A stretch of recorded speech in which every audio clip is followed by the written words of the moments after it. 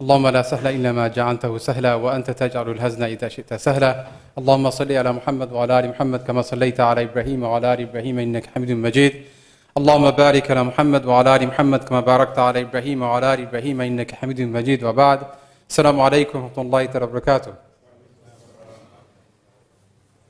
May Allah subhanahu wa ta'ala bless you for staying behind. Inshallah, I'm going to be spending around 40 minutes discussing a few different topics. Usually, obviously, Friday is the English Tafsir. I'm going to continue with Tafsir, but with a slight different slant, inshallah. I'm going to be briefly covering Surah Al-Duha. Surah Al-Duha. Now, Surah Al-Duha, any surah really, in order for us to digest comprehensively, we need hours and upon hours and upon hours. And Surah Duha is one of those surahs, has so many different topics, so many different details that we need to tackle. But I'm going to, inshallah, cover it and relate it back to our own daily lives and how we approach life, inshallah. Before that, I'm going to, as a preamble, inshallah, mention a few things. Just as a preamble, I'm going to spend about 10 minutes, inshallah, if you allow me to do this, because this is very, very important. And then we're going to Surah Duha and mention a few points from Surah Duha, inshallah. Now, most of us, if not all of us, are aware about the topic of mental illness, of mental health. You know, more and more people are developing psychological problems. They say that globally, over 1 million people, it's a staggering number, 1 million people die due to depression, right? And related illnesses and related problems. So this is a staggering number. And unfortunately, within the Muslim community, we don't talk about mental illness enough. Or when we talk about mental illness, unfortunately, in my opinion, we don't talk about it in a balanced way, as the way the Prophet ﷺ would perhaps want us to, or Allah subhanahu wa ta'ala want us to. Because we live in a system, we live in a matrix, and that matrix, unfortunately, is not always conducive to Islamic teachings, Islamic principles. That's why these preambles are essential for us to really go into this topic or this surah, inshallah. That's number one. Number two, when you hear the word depression, what do you understand from it? I like to engage people who are listening, inshallah. What do you understand from it? What's the first thing that comes to your mind? Depression, yeah. Sadness. Loneliness. Yep. Anything else? Low mood. Yep. Anything else? Huh? A sense of helplessness or hopelessness. Yeah. Anything else? Despair. Good. Right. Okay. These are really fantastic, good words. A sense of hopelessness, despair, loneliness, right? All these things are related to depression. When you go to Shaykh Google, for example, and you type up depression, it will give so many different definitions. And Mufti Wikipedia probably will disagree with Shaykh Google, right? There's so many different definitions. There are two generally approaches to definitions of depression. Like when you go to the internet, don't rely upon the internet. And this is really, generally, not this topic, generally anywhere in Islam, you don't rely on YouTube alone or Google. You have to interact with the teacher. You have to learn from the books, the traditional way. Sit in front of a teacher, because the sanad will go back to the Prophet sallallahu alaihi wasallam.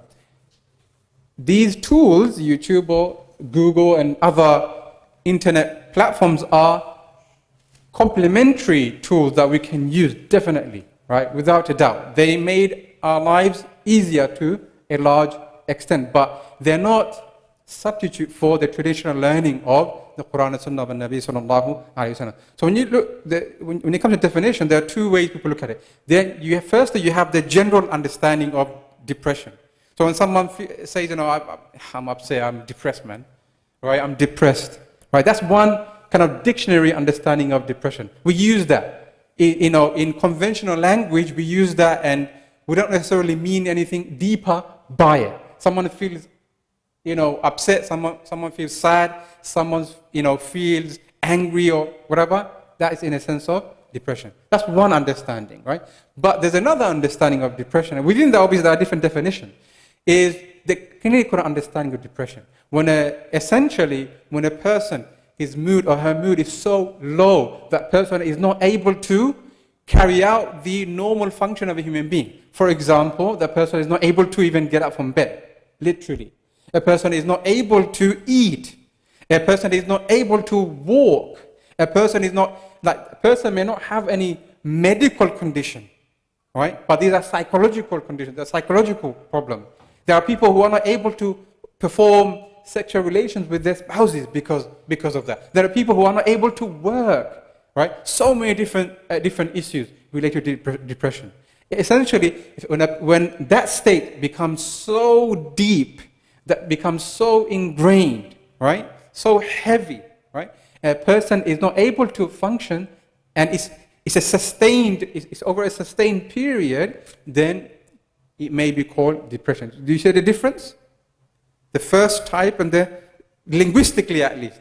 First type, we use it linguistically. I'm depressed, right? Right. When your football team loses, when Man U lose, they get supporters, they moan and get depressed. Yeah. When Tottenham lose, then people get more depressed because they always lose, unfortunately, right? So that's a linguistic understanding of depression. Then you've got the clinical understanding of depression, and I've explained.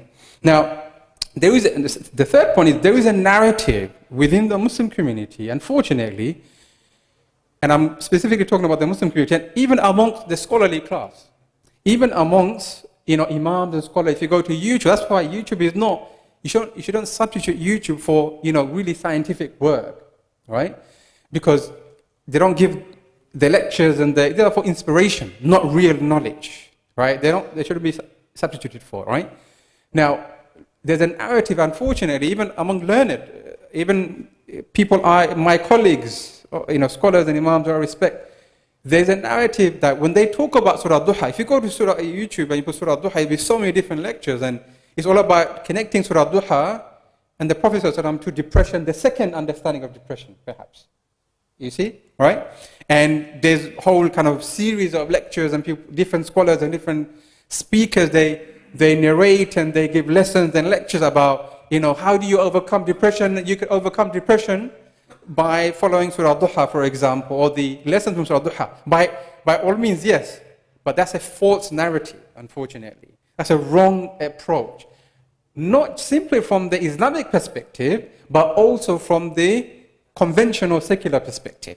And I'm going to go into it, inshallah. Number one, depression, the first point on that is depression varies from the way we define depression, the way we understand depression varies from culture to culture. It's a cultural kind of framework. It differs from people to people. It differs from age to age, right? And depression, the second, method I define depression, right? They say that the Prophet ﷺ was depressed because we'll come to know why they say that in a few moments, right? But what I would say is that this is a false understanding, not just from Islamic perspective, but from a clinical psychological perspective. I'm studying this, and I've studied counseling and psychology, and I'm doing my postgraduate higher studies on this. I've got some understanding of it, right? So we have to be very, very careful and wary about this. Number two, depression is a disease of civilization. Really important. Depression is a disease of civilization. In other words, depression is a disease of lifestyle. In the olden days, even if you go to places like Bangladesh or India or Pakistan, some parts of the world, people, when you talk to them about depression, they're like, what are you talking about? Right? What are you talking about? In the olden times, they didn't understand these things. Especially not in the time of the Prophet. The way we understand depression now, from a clinical psychological perspective, especially in the Prophet's time, they didn't understand. So we cannot project our understanding.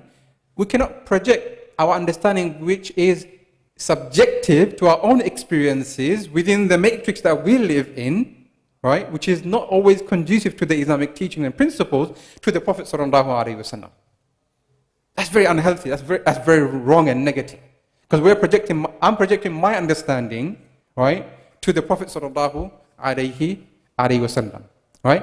So we cannot do that. That's number one. The other point is that the Prophet sallallahu alaihi wasallam was a vessel for wahy. It was a vehicle for wahy. Allah subhanahu wa ta'ala sent down wahy through the Prophet sallallahu alaihi wasallam. He was of sound mind, right, of intellect. He was functioning all the time because he had to be, because why? He was the muballigh, right? He was the conveyor of the tawheed of Allah, the message of Allah subhanahu wa ta'ala. He understood the message of Allah subhanahu wa ta'ala. So he was not that he was not able to function, he was not able to, continue life, right? Hence he was depressed, right? This goes against our theology. This goes against the Qur'an. In my understanding, the Qur'an and Sunnah of Nabi sallallahu alayhi wasallam. So the Prophet, the Anbiya, were not suffering from the clinical depressive states that we understand it at our current time. Yeah.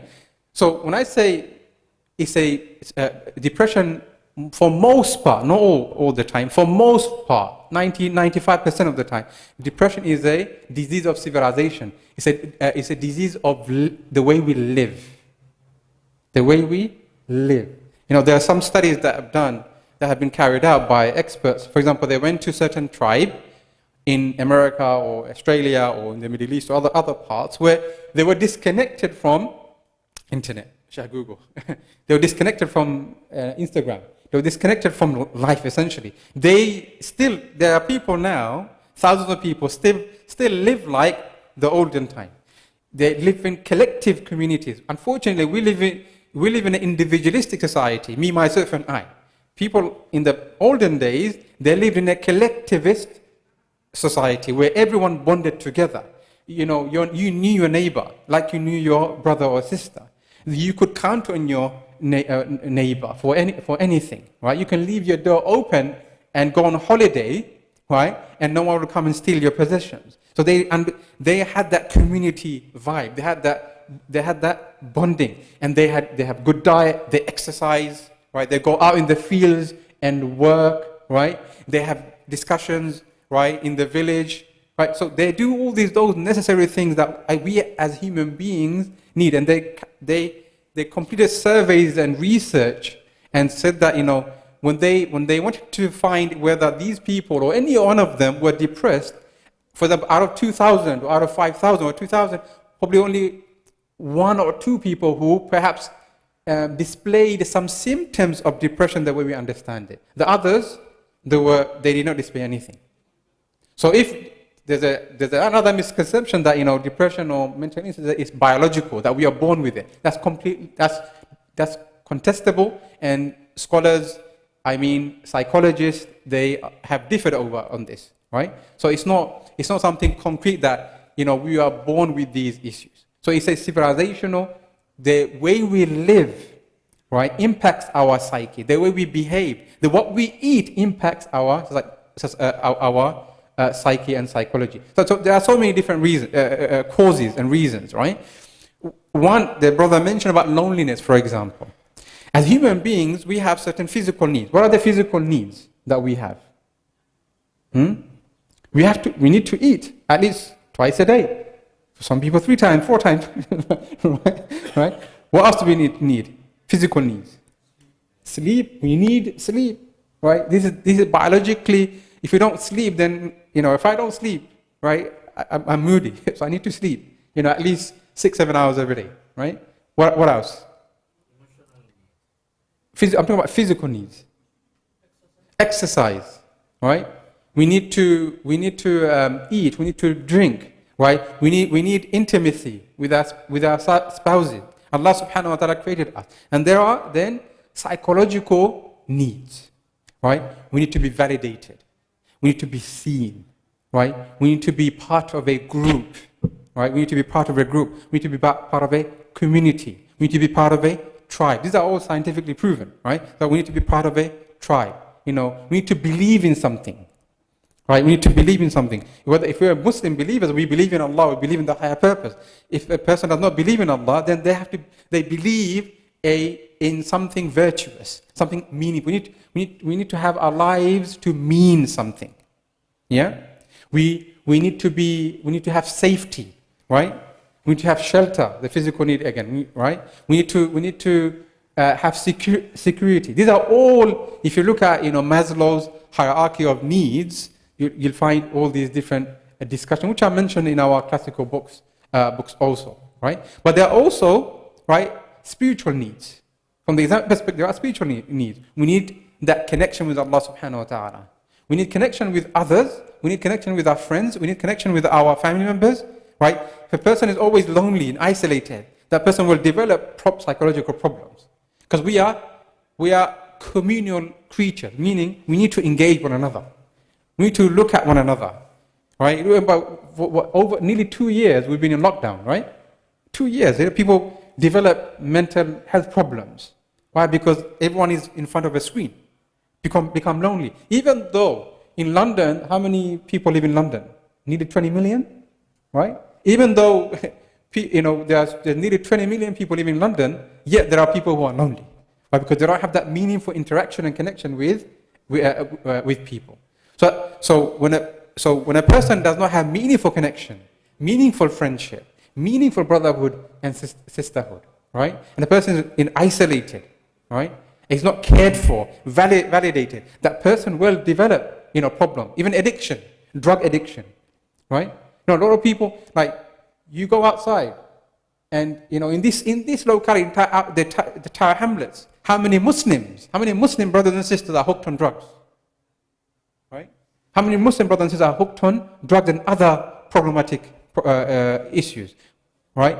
There are many ways you can solve that. One is that you have to give these people purpose in life, give meaning in life, befriend them, get to know them, understand why they are doing this. Because the human beings, we are born, in a state of goodness. It's our environment, society takes us this way or that way. So loneliness is one of the big causes, and there are so many different studies that have been done. Why do people go to counseling? Because they feel that they're not being heard. When they come to therapy, for example, they want to be heard. They want to offload, for example, because they feel that they have not been heard. There are so many reasons. The other reason is that what we eat, the food that we eat will also impact our physical health, but also impact our psychological, mental health, right? If you always eat junk food, there was an American researcher or TV presenter, I remember a while ago, this example just came to my mind. He ate McDonald's food only McDonald's food, right? Junk food for about 1 or 2 months. Before he went to that diet, he went to the doctor and the doctor examined him and he was fine, right? He was healthy, relatively healthy. And after 2 months of diet or 1 month of McDonald's food, junk food, right? The doctor said, if you continue like this for another month, you'll die. Right? You will die. So you are what you eat. That's why Allah says, halalan tayyiba, we have to eat, good, healthy food, exercise, right? But also, and that's the final example, also, right, junk food, we have the junk food, but we also have junk values. We live in a world where people have lost traditional values of brotherhood and sisterhood, values of community, having purpose and meaning, like doing something meaningful in life, right? Of sense of community and bonding. Now people, fight for silly reasons. Now people get upset for silly reasons. People waste their time in front of a screen, right? They feel that they don't have anything to do. Right? There are shootings that take place in America and other countries by young people, and they ask, why have you done this? I just felt like it. Like, you can't just feel like killing people, right? It's ridiculous. But they've lost those, traditional values. So the same way our junk food, develops problems within our physical body, junk values develops psychological, spiritual problems in our minds and in our hearts. And that is why the Qur'an and Sunnah is the remedy. Because the Qur'an and Sunnah gives us values that we can hold on to. The Qur'an and Sunnah gives us a purpose in life. We know where we are when it comes to the Quran and Sunnah. We know where we stand. You open up Surah Fatiha. You open up the first verse of Surah Al-Baqarah. You know who you are. Right? When you read the Quran, you know who you are. You should know who you are. If you understand it, you should know who you are. What your purpose is in life. Where are you going? All these essential questions, philosophical questions, that philosophers and experts have been debating for centuries, the Quran simply answers them. And Quran, you don't need to philosophize. Quran says A, B, and C. I know it's not simple as that, right? But you know what I mean. Why are you here, right? وَمَا خَلَقْتُ الْجِنَّ وَالْإِنسَ إِلَّا لِيَعْبُدُونَ. I have not created the mankind and the jinn except that you should worship Allah subhanahu wa ta'ala. That's the purpose, right? Brotherhood and sisterhood and community, all these things. So the Quran and Sunnah already enshrine all these new things in psychology and mental health, mental illness that people are discovering. They're spending billions and billions of money to research. Not a problem. We need to do that. The Quran gives everything to us. The Sunnah gives everything to us. Right? Yes, I don't want to come across superficial. We still have to research and contextualize the Quran and Sunnah in our time, but hopefully the message gets across. So we have to, inculcate. We have to, put inside our minds and hearts good values that are enshrined in Tawheed, enshrined in the Quran and the Sunnah of a Nabiyyu sallallahu alayhi wa sallam. Now let's go to about 15 minutes, right? Surah Duha. This was really important. Again, I could spend on the preamble for another few hours because it's really, really important. But hopefully you get the gist of what I'm talking about. So number one, to summarize the first segment of my talk is that depression, there's so many different definitions of depression. Depression differs from society to society, from age to age. The causes of depression are so varied. It's not biological, right? It's not only, there's, majority of it, it's a problem of living standards, the way we live, bond or not bond, right? I really encourage you to read a book. I can give you titles of scientific literature which may not be accessible to everyone, but there's a book called Lost Connections. Lost Connection by Johann Hari. If you Google it, you'll find it in Amazon. Johann Hari, Lost Connection. Now, essentially, the thesis of his book is that, the reason why we are addicted to drugs, or the reason why we get depressed, is because we live in a matrix, in a factory, where everyone is only concerned about themselves, and that bonding does not happen. Meaningful relationship does not happen. And when meaningful relationship does not happen, then we develop those psychological problems. Then he goes into it. He's traveled around the world to speak to experts and study. Now, I'm suggesting this book. I can suggest thousands of other books and scientific research articles, but this book is accessible. It's written in an accessible language that it will summarize what I've been also talking about. So there are different definitions and different meanings and different ways to apply.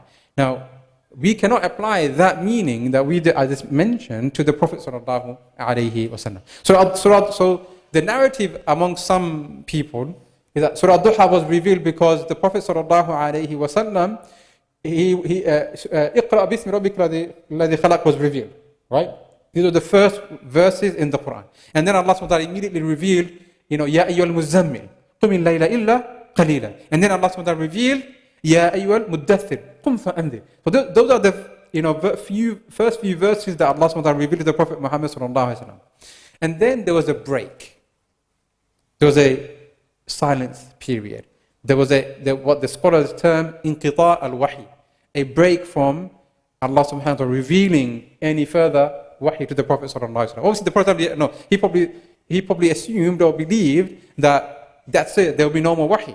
Obviously, we know that the wahy was revealed over a period of 23 years. He didn't know that, right? So the scholars meant there are different opinions among the mufassirun as to how long that period was. Yeah. Some scholars say 6 months, up to 6 months. Some scholars say 3 days. That's the opinion that I tend to incline towards. Some say probably a couple of weeks or few weeks, all right? So the narrative from some people, and again, these are not decisive, there are different opinions among the scholars. There are scholars that provide different arguments for their own particular opinion they incline towards, right? But that's not the point. You can park that on the side. The point is that there was a period wherein the Prophet ﷺ did not receive revelation, right? It seems to me like the good, authentic position is, 3 days around that, right? Now, the narrative on YouTube and other places among some knowledgeable people is that, okay, the Prophet ﷺ felt depressed. Remember, the way I define depression, right? The Prophet ﷺ felt really sad and depressed, and they use a report. They use in Bukhari, but it's not within Bukhari. It's called Balaghat al-Zuhri, basic editions of Imam al-Zuhri. So when a hadith, for example, needs to be authentic, it has to be marfu', meaning the sanad has to go back to the Prophet sallallahu alaihi wasallam.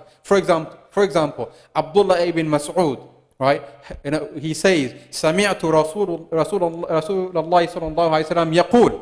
So he says, I heard the Prophet sallallahu alaihi wasallam say. This is marfu' because he was a Sahabi. He met the Prophet sallallahu alaihi wasallam and he heard from the Prophet sallallahu alaihi wasallam, right? Then you have the tabi'een, and then the atba' tabi'een. The tabi'een are the students of some of the companions. They did not meet the Prophet sallallahu alaihi wasallam. So if the tabi'een say something and say this is the hadith, right? Then it's questionable, it's weak. Unless there are other collaborating evidence from the Sahaba which does not contradict the principles of the hadith, the meaning you can take. There are discussions among the scholars on this. Imam Ibn Hajar Asqalani and others mentioned it. So they also use this statement that when the Prophet ﷺ, people create that narrative. So when the Prophet ﷺ, he did not receive revelation for, they say, 6 months or if more, right? He became depressed. He became so lonely, he became depressed. And he climbed up on the mountain and he wanted to commit suicide.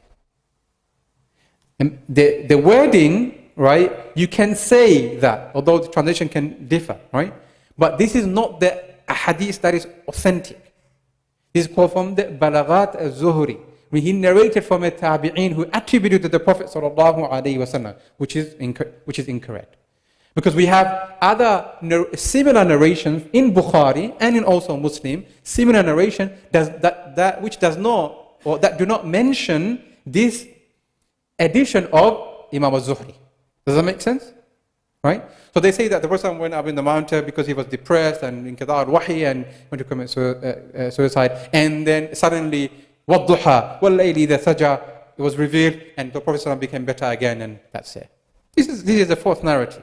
And number one, because this statement is not authentic, right? As mentioned by many scholars, Ibn Hajar Asqalani, Ibn Hibban, and other contemporary scholars like Shaykh al-Albani also said this is a khata, it's wrong to attribute that to the Prophet sallallahu alaihi wasallam. That's number one. Because the main point is that there are other similar narrations given by Imam Bukhari himself and placed in the Sahih, and also Imam Muslim in his Sahih, that do not have that extra addition from Imam al-Zuhri. Number one. That's number two. And number two is that if we claim that the person was depressed the way I have defined depression, the clinical psychological depression, right? The way I have defined it, if we said the person was depressed like that because your evidence is that, okay, it was in Qita al-Wahi for, let's say 1 year, or let's say 6 months. But we know in other occasions, for example, when Allah subhanahu wa ta'ala revealed, Surah Nur, for example, was 1 month, separation. For 1 month he didn't receive revelation, and then Allah subhanahu wa ta'ala revealed Surah An-Nur, also Surah Kahf and others. So why are you saying, why didn't the Prophet get depressed during that time? And then we have other, very clear example. The year that Khadija radiallahu ta'ala anha passed away, his counsel, his wife who supported him for many, many years, and also his uncle Abu Talib, his uncle passed away. The scholars, he was sad. He grieved. He was a human being, right? So we have to differentiate between, normal human emotions, right? If I punch you, you're gonna be happy. No, you'll be upset, right? If I don't talk to you, like we were friends, we are friends, right? Right? And I don't talk to you for all of a sudden for about a week or two, right? And ignore your messages and WhatsApp and then whatnot. You'd be upset, right? It's natural. Right? When someone passes away, naturally we'll grieve, isn't it? Right? So these are natural human emotions that we go through depending on the situation that we are in. Different experiences of life that we go through. The Prophet ﷺ experienced this. Because when his son Ibrahim passed away, when his son Ibrahim passed away, he shed a tear, sallallahu alayhi wasallam. And then the Sahaba asked him, Ya Rasulullah, the meaning of the hadith, why are you crying? Are you not pleased with the qadr of Allah subhanahu wa ta'ala? He said, yes, I am pleased with the qadr of Allah subhanahu wa ta'ala. But the eyes cry. So he's a human being, sallallahu alayhi wasallam. When his wife Khadija passed away, the uncle Abu Talib passed away, he felt grieved, he felt sad. But he didn't. Now, this was Amal al-Huzn, they say. The year of, right, you can say sorrow or grieving. Some people say year of depression. Again, that's, if you use it in a conventional sense, perhaps it's okay. But language is very, very important. We have to use language in a very, very careful manner. So you can translate that the year of grieving. So Hassan was grieving because his beloved wife, radiallahu ta'ala anha, passed away. Even after her death, when he migrated to Medina, he still thought about her. Because she was his rock, right? That he depended on when she was alive. So the second point is that, so why don't you say the person was depressed in that situation? You have to be consistent, right? Reason why people can't be consistent because it's not authentic. There's no concrete evidence, right? The other thing, as I mentioned, is that the prophets and the Anbiya were protected, right? But they were protected because they were vessels of wahi, vehicles of wahi, part of our creed, part of our aqidah. They were able to, although they faced challenges and difficulties, they were able to function, they were able to carry out their duties. Because the main mission of the prophets was not to leave mansions, right? Was not to leave money, was not to leave wealth or anything like that. The main thing was to have we conveyed the message of Tawheed properly. This was the mission. This is what they left behind. Did the person leave any money behind? No. Did he leave any possession behind? No. Did he leave any buildings behind? No. But what did he leave? He left something greater behind, which is Islam. And he conveyed it. And he said, in Hajjat al-Wada, he said, Allah witnessed, or people witnessed that, inni qad ballaghт, I have conveyed. Right? And then Allah subhanahu wa ta'ala revealed, al-yawma akmaltu lakum dinakum wa atmamtu alaykum ni'mati wa raditu lakum al-Islam dina. So the prophets, they don't leave anything of material behind. They leave their legacy, and the legacy is Iman, Tawheed, and Islam. So I hope this introduction really, and then when you go to Surah Duha, you'll understand it differently. Also, the sabab al-nuzul was not that the person was depressed or wanted to go on the mountain and fall off, right? No, sabab al-nuzul was that, yes, there was a period of kind of inqita' al-wahi, breaking of what, meaning that revelation was not being sent to the Prophet ﷺ.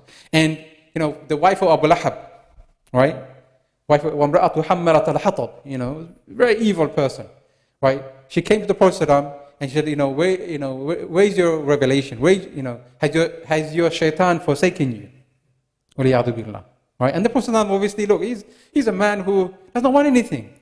He doesn't want anything. He doesn't want money. He doesn't want women. He doesn't want castles. He doesn't want power. He just wants you. Ya nas qulu la ilaha illallah tuflihu.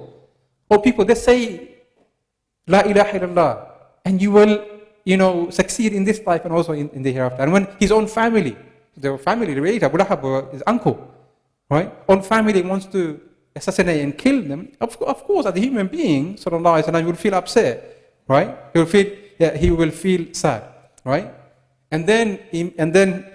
And probably he assumed, why isn't Allah revealing any verses to me? Is Allah upset with me? Perhaps he was thinking that, right? And then Allah subhanahu wa ta'ala revealed, وَالضُّحَى وَاللَّيْلِ إِذَا سَجَى مَا وَدَّعَكَ رَبُّكَ وَمَا قَلَى.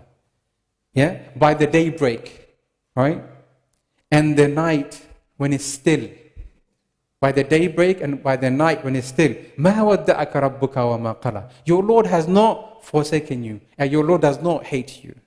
Your Lord has not forsaken you. Your Lord does not hate you. وَلَلْآخِرَةُ خَيْرٌ لَكَ مِنَ الْأُولَى. And the hereafter is better for you than this life.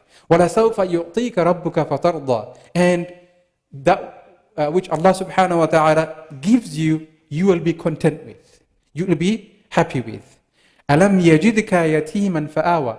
Did He not find you an orphan, then He gave you shelter, rescued you?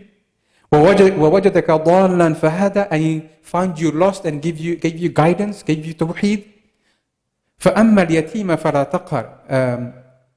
So وَوَجَدَكَ عَائِلًا فَأَغْنَى. And did He not find you poor and He enriched you?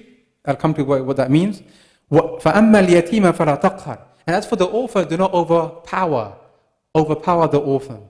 وَأَمَّا السَّائِلَ فَلَا تَنْهَرْ. And as for the one who begs, do not, shoo them away. Be kind towards them. Be gentle and merciful towards them. وَأَمَّا بِنِعْمَةِ رَبِّكَ فَحَدِّثْ. And as for the blessings of your Lord, right? Speak of it. Celebrate the blessings of your Lord in your life. Now, if I need to go into it, the whole details of the surah, we have to pray tahajjud here, yeah? Right? Very, very briefly, inshallah. But I hope you don't mind, that preamble was really important, right? So when you go to YouTube and all that, you have those points in mind, yeah? Because Sabab al-Nuzul was not that person was depressed. Sabab al-Nuzul was that they were mocking the Prophet ﷺ. They were vilifying the Prophet ﷺ. And Allah came to his aid. And Allah said, no, don't listen to these people. Don't listen to these people who are disparaging you, who are vilifying you. Their hearts are evil, right? Their minds are evil. Your Lord has not forsaken you. Your Lord can never forsake you. So what duha? And it's very apt what Allah subhanahu wa ta'ala takes an oath, qasam. Allah only takes an oath with His omniscient creation. وَالشَّمْسِ وَضُحَاهَا وَالْقَمَرِ إِذَا تَلَاهَا. Right? And He takes oath and qasam with creation of the heavens and the earth. And whenever Allah subhanahu wa ta'ala takes an oath in the Qur'an, what is to come, that is very serious. You have to listen. Right? He's tawheed, emphasizing. Right? وَالضُّحَى. Indeed, right, by the daybreak. And the daybreak, when is the daybreak? Who knows? Huh? Morning, what time in the morning? Is it the dawn or the pre-dawn or the after dawn or before sunrise or after sunrise? When is it? Early morning. So daybreak, the duha. So everyone has heard of Salatul Duha, right? You pray 2 rakats or up to different opinions, right? 4 or 6 or 8. So Salatul Duha is basically around probably 1 hour after, or half an hour, 1 hour after sunrise. And when the sun is not at its zenith, right? It's not too hot or not too cold. It's the right temperature, that warm and calm and cool. Does that make sense? That's the time of daybreak. وَاللَّيْلِ إِذَا سَجَى. And when the night is still. The night is, especially now in the winter, is very dark and it's very cold, right? It's gloomy, right? So when the night, saja means, second, meaning it's still. So Allah is taking an oath by the daybreak and when the night is still. مَا وَدَّعَكَ رَبُّكَ وَمَا قَلَى. Your Lord, and ma is used in the Arabic language here to negate something. So when someone is basically questioning you, for example, they were saying, you're a madman to the Prophet ﷺ, right? They were saying that he's gone majnoon, he's gone crazy, right? He's still talking to himself, he's gone, right? And now I'm using those words, right? So now, in response to that, Allah subhanahu wa ta'ala said, ma waddaka. He's negating what they claim. Do you see? Right? He's negating the claim. Imagine, for example, people are saying something against you. And the queen, do you like our queen? Yeah? The queen comes and says, no, brother, it's not like that. How would you feel? Proud, isn't it? So Allah subhanahu wa ta'ala is negating, right? Negating what they are saying. Ma wadda'aka. Your Lord has not left you alone. He cannot ever leave you alone. Wama qala. Now qala and qala can mean a number of different things. Some of the translation mentioned, your Lord does not despise you or hate you. That's also a meaning. Sometimes when we are tested and tried, for example, when we are tested and tried, sometimes we may get the impression or understanding or assume that, why has Allah put me in this situation? Does He hate me? Does He not love me? Does He not care for me? We get this, right? So, and this is so beautiful that Allah subhanahu wa ta'ala used the word qana. Qana in the Arabic language essentially means that when I'll give you a basic example. Have you heard of the term called friends with benefits? Or something like that. For example, right? You're only friends with someone to get something out of that person. And when you have that thing that you want, you don't really care about that person. Does that make sense? Right? You use that person. You only take advantage of that person. We don't need that person. You park that person on the side. You ignore that person. So Allah is saying here, Oh Muhammad sallallahu alaihi wasallam, we've not just used it for a period and that's you left you, right? No, we are with you. Does that make sense? It's so profound. So he's feeling, why isn't Allah talking to me anymore? Why isn't, has He just left me like this? At one point He was revealing revelation, right? Another point He's left me. He's saying, وَمَا قَرَى. He does not hate you, nor will Allah use you just like that. That we use each other. Sometimes intentionally, as human beings, we use each other, right? Sometimes intentionally and sometimes unintentionally. Allah subhanahu wa ta'ala does not use us. Right? So your Lord has not forsaken you, nor does He hate you or is just using you and left you alone. وَلَلْآخِرَةُ خَيْرٌ لَكَ مِنَ الْأُولَى. The things that you're going through now, the hereafter is better for you than this life. The problem, the difficulty and challenges that you're going through now are only temporary. The difficulties that you face is telling us the difficulties, the trials and tribulations, the problems that you're going through now are only temporary. Tomorrow, inshallah, will be a better day. Right? We go through, as human beings, Allah subhanahu wa ta'ala created us in this life and He will test us. لِيَبْلُوَكُمْ أَيُّكُمْ أَحْسَنُ عَمَلًا. Right? He will, in Surah Baqarah, end of Surah Baqarah, He says, will test you, min khawfin wal ju'i, right? Or, hunger, right? Or give you fear. Or when you will not have security sometime. These are all tests and trials and tribulations from Allah subhanahu wa ta'ala. But it's not always like that. Am I always fearful? No. Am I always insecure? No. Am I always upset? No. Am I always sad? No. But Allah subhanahu wa ta'ala, He takes us on a journey. Right? Because this life is a test. We are in a big examination hall. And Allah is there, in a way, examiner. Right? And sometimes we may not feel connected with Allah subhanahu wa ta'ala, right? Or directly connected with Allah subhanahu wa ta'ala. It doesn't mean Allah subhanahu wa ta'ala is not listening. The person who, lost a loved one, person who lost a job, a person who is going through difficulties, a person who's going through debt, a person who's going through isolation, a person going through all these different traumatic experiences. It doesn't mean Allah subhanahu wa ta'ala does not love you. It doesn't mean Allah subhanahu wa ta'ala has forsaken you. When you go to examination hall, the invigilator, the examiner, does he or she speak during the examination? But the examiner always watches what you're doing, if you're cheating or not.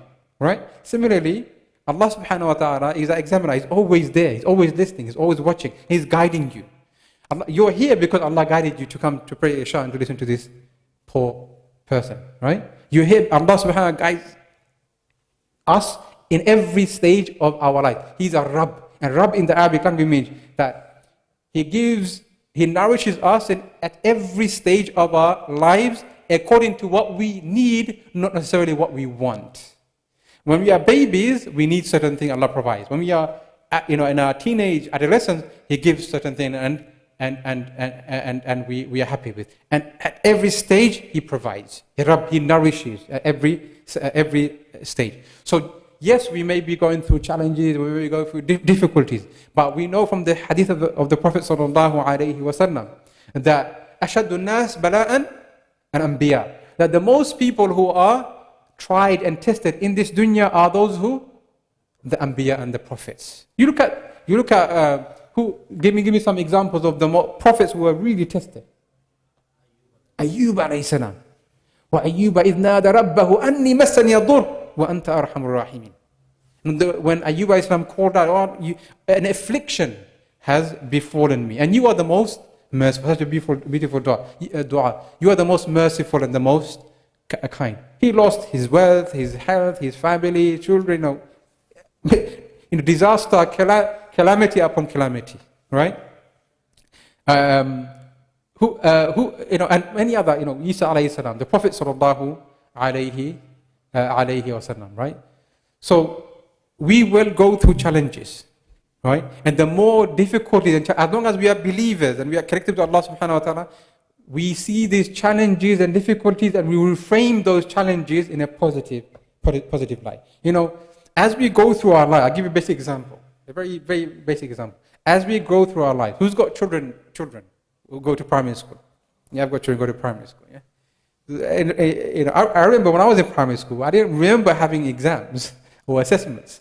Those are good days, right? Now, my children, they have assessments, right? And then I've got assessment. You can see they're slightly kind of worried, right? The exam or the assessment in primary school, right, will be different from the exam in secondary school. The exam in primary school for those kids will be challenging and difficult.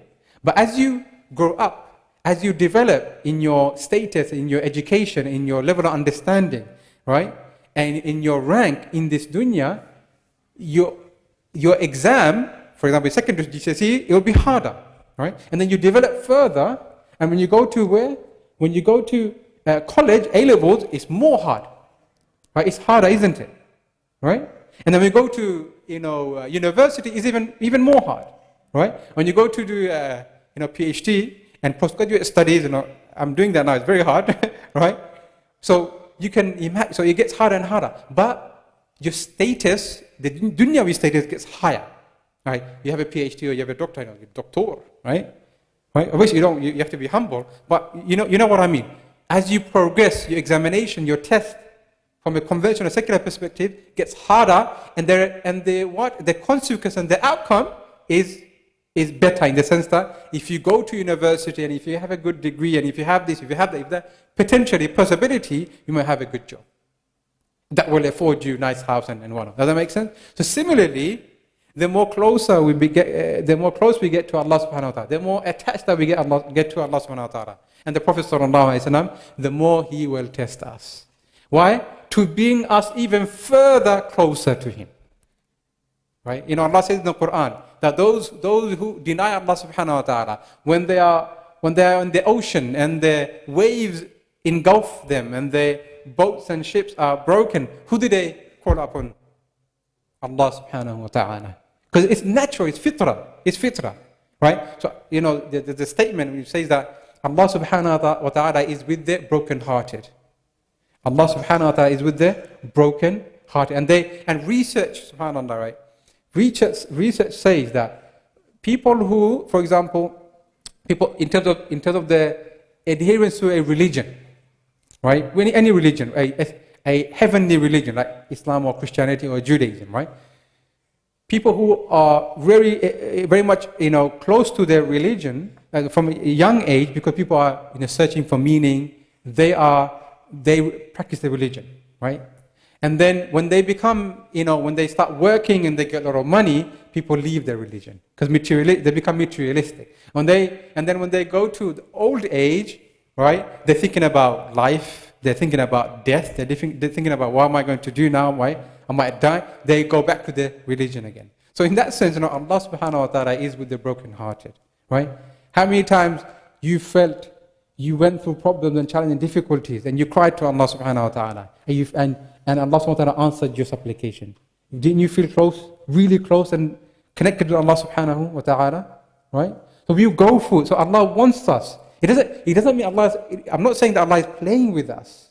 Right? Because لا يكلف الله نفسا إلا وسعها. The challenge they're going through, brother or sister, the difficulties they're going through, the problems they're going through, whether it be physical or spiritual or material, right? Allah loves you and Allah knows that you can bear it because He said, لا يكلف الله نفسا إلا وسعها. Allah wants you to be elevated in rank in this dunya and also in the hereafter. He wants you to be next to the Prophet sallallahu alaihi wasallam in the hereafter. Imagine, right? In paradise, you are waking up in paradise and you open the door and you greet the Prophet sallallahu alaihi wasallam. Ya Rasulullah sallallahu alaikum. You're eating, Ya Rasulullah, have lunch with me. Ya Rasulullah, have tea with me. Right? Obviously, we'll have better than tea in paradise, inshallah. Imagine being next to the Adam alayhi salam, being next to Abu Bakr radiallahu anhu. Imagine, hugging the Prophet sallallahu alayhi wasallam. Right? He wants that. Allah wants that. And Allah loves us more than anything else in this world. One example. You all know this hadith. Once there was a woman, and she lost, our mothers, probably more than our fathers, right? In certain way. They would die for us, right? They carried us 8-9 months, all that struggle and the difficulties they're going through. Even now, I'm 40 above, right? Even now, my mother, right, take your coat when you go out, right? They're always concerned. That's the nature. This is the beautiful nature of mothers and our wives and our sisters, right? They're merciful, they're kind, right? So this woman, she lost her child, and she was frantic. She became so anxious. She was frantic, running up and down and in Medina. And the Prophet ﷺ was with his companions. And he said, asked her, why is this woman being like this? Because the companions say, she lost her child. And she's frantic, and she's upset, she's sad. She lost her child. And the Prophet ﷺ at that moment he wants to teach the companions something. He said, the woman now is frantic. She feels lost. She feels there's nothing to live for, right? There's nothing to live for, right? Sometimes we go through these moments, why am I here? All these challenges, all difficulties, right? I'm applying for a job, I'm not getting it, right? I'm in debt, what's happening? I've got illness, right? What's the point of life? We get these moments, right? We get these moments. And this woman probably, she's frantic. And the Prophet ﷺ said to the companions, right? If this woman were to suddenly find her child, how would she be? What would her emotions be? What would her feelings be? What would her psychology be? Right? How would she be? How would she react? The companion should be ecstatic. Right? She would die for this child. She would kill for this child. Right? Our mothers and fathers and parents, they would die for us, kill for us. Right? And the Prophet ﷺ said, Allah subhanahu wa ta'ala loves you and I, and Allah subhanahu wa ta'ala loves all of His creation 100 times. It is mubarak, million times, 100 times more than the feeling that woman got when she found her child. Allah does not want us to go astray. Allah does not want us to go this way. Allah wants us to go in the Sirat al-Mustaqim. And when we sin, when we transgress, when we go that way or that way, He wants us sometimes to use different mechanisms that we may need, not what we want, to allow us to come back to Allah subhanahu wa ta'ala. Does that make sense? So He may give us trials and tribulations, right? He may give us difficulties and challenges, but understand that He loves us, and He will not give something that is beyond our own capacity. وَالْآخِرَةُ خَيْرٌ لَكَ مِنَ الْأُولَى. And there are different meanings in this regard. And the hereafter is better than this life. وَلَسَوْفَ يُعْطِيكَ رَبُّكَ فَتَرْضَى. Allah will give you what you will be content with. Not what you want, but what you need, in other words. Does that make sense? Sometimes we want so many different things. We want this, we want that, we make dua. And sometimes we don't get that. Why? Because Allah gives us what we need. Because Wallahu ya'lamu wa antum la ta'lamun. We may ask for something, we might want something, it may not be good for us. Right? But Wallahu ya'lamu wa antum la ta'lamun. Allah knows what you do know. Allah knows what we need, not what we want, what we desire. He gives us what we need, and He will give you, and Allah will give the Prophet ﷺ what? Al-Kawthar. Inna a'tainaka al-Kawthar. Right? He will give paradise to the believers. Yes, this life is struggle and toil. Right? Continue, carry on, do best as you can, be positive, right? And then you will overcome that. Alam yajidka yatiman fa'awa. Right? I can go into it, so I'm going to it very very quickly. Didn't we find you? Right? So what is that the Prophet is perhaps he's formulating negative thoughts. And what the experts, they say that, especially in CBT, you have to reframe, you reconstruct your thoughts. Because if we have negative thoughts, right? If I say, Brother Buddha, if I'm always thinking, I don't like this guy. I keep on thinking, right? I probably will not like this guy, right? I'm always thinking about it. Does that make sense, right? So if I'm always, if my thoughts are negative, then I will verbalize that negativity, and I will actualize that negativity in my behavior. But if I'm positive, right? So if something befalls us, a calamity befalls us, we should reframe, reconstruct our thought, right? So the Prophet said, Alhamdulillah alladhi ahyana ba'da ma amatana. Every morning you wake up, you be positive. It's a new day, right? It's a new day. So when we receive bad news or we have negative thoughts, replace that with positive thoughts. Why? Because your life, it's not linear. It's always goes up, it fluctuates. Today I may be sad, but yesterday I was happy. Today I may not have a job, but before I had, and in the future I will have a job. Does that make sense? So always, be positive. And one of the ways is that, one of the ways Allah saying to the Prophet, reframe your thought and also be kind towards the right yatim. Meaning, they will not find you, right? Yes, you're going through these different emotions now, but remember, you were an orphan and we guided you, we rescued you, and you were lost, not astray. You were lost. You didn't have hidayah, and we gave you hidayah. We gave you tawheed. And you were poor, and we enriched you. And the fa'agna means here, he gave the Prophet ﷺ Khadija. Because Khadija was rich, and she supported the Prophet ﷺ. The meaning is that we may go through a week or two, or some period of sadness, or even depression, right? But it wasn't always like this. So focus and magnify the exceptions.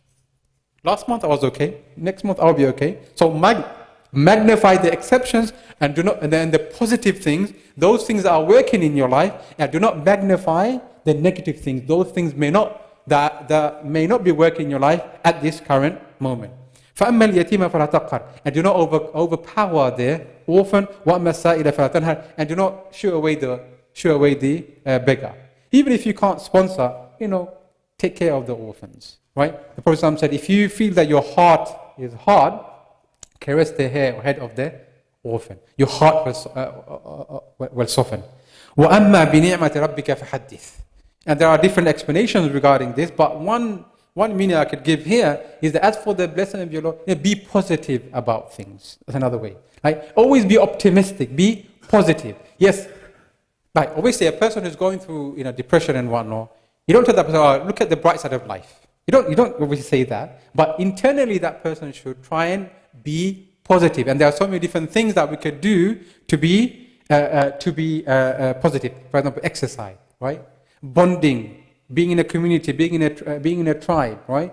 Being part of something bigger than you and I, being part of something great, being part of something that is meaningful, that I'm going to contribute in society, make my society better, and leave a everlasting legacy behind by contributing positively to society.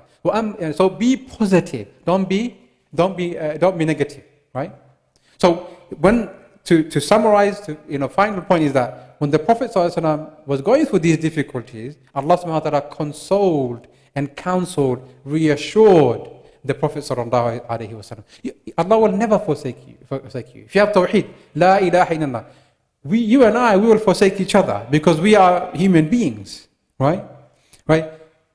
One day we will have money, another day we will not have money. Today we might have a job, tomorrow we might not have a job. These material things will come and go. Sahih? The material things will come and go. But Allah subhanahu wa ta'ala is always there. In times of prosperity, and also in times of adversity. You always need to call upon Allah subhanahu wa ta'ala. Right? Allah said, call upon me, astajib lakum. I will respond to you. So always be positive. And one final thing, one thing that you don't say, a person who's going for difficult challenges. This is a basic thing, right? People make a mistake, right? So when a person is going through challenges and difficulties, and that person wants to talk to you, you don't have to be a therapist or qualified psychologist or counselor, right? Just listen to that person. But you know what? There are certain words that you can say that really will completely transform that person. Or there are certain words that you can say that you will basically kill that person. Yeah? So I'll give you a basic example. You're going through difficult challenges. You're going, whatever challenge you're going through, you go to a person, and the person starts to enumerate the good things about his own life. Right? Starts to list, and look at the bright side. Right? Don't worry about it. Well, he's worried about it. You don't say to that person, don't worry about it. If you say, don't worry about it, you'll be worried more. Right? You don't start to say, oh, don't worry about it. Look at, other mistake we make. This is, sometimes unintentionally, we don't realize it. When someone is going through problems, you say, I also went through that problem. At that moment, the person wants you to empathize, not sympathize.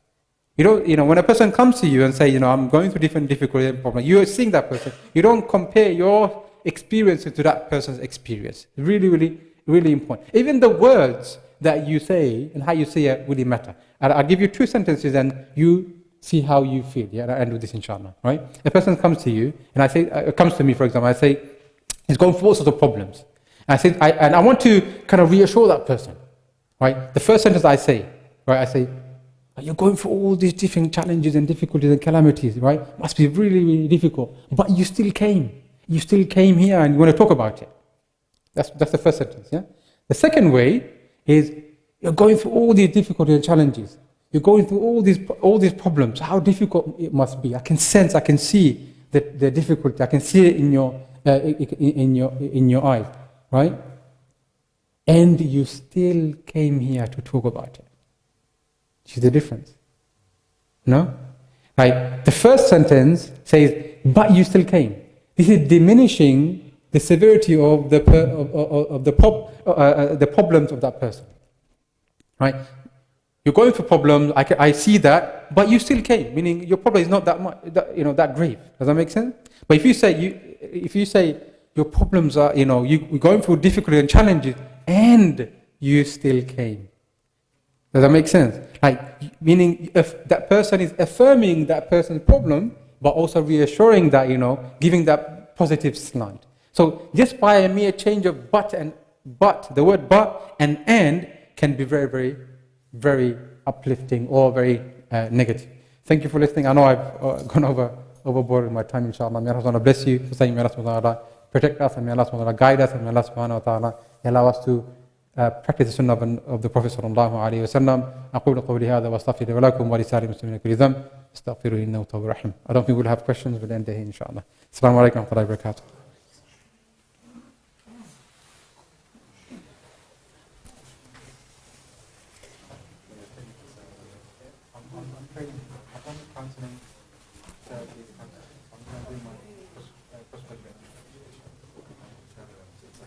Oh,